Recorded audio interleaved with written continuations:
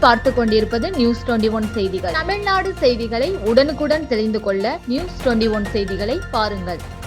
விவசாயிகள் குறை தீர்க்கும் நாள் கூட்டம் மாவட்ட ஆட்சித்தலைவர் தலைமையில் நடைபெற்றது.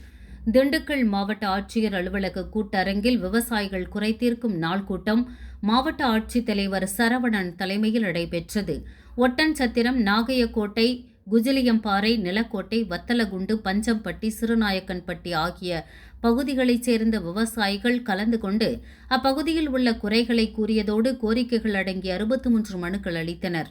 மாவட்ட ஆட்சித்தலைவர் சரவணன் மனுக்களை பெற்று சம்பந்தப்பட்ட துறை அலுவலர்களிடம் வழங்கி உடனடியாக நடவடிக்கை மேற்கொள்ள உத்தரவிட்டார். இக்கூட்டத்தில் மாவட்ட வருவாய் அலுவலர் ஜெயபாரதி, இணை இயக்குநர் பாண்டியன், மாவட்ட ஆட்சியரின் நேர்முக உதவியாளர் நாகேந்திரன், இணை இயக்குநர் பாபு, பொதுப்பணித்துறை செயற்பொறியாளர் பாலமுருகன் ஆகியோர் உட்பட துறை அலுவலர்கள், விவசாயிகள் பலர் கலந்து கொண்டனர். நியூஸ் 21 செய்திகளுக்காக BS பக்ருதீன்.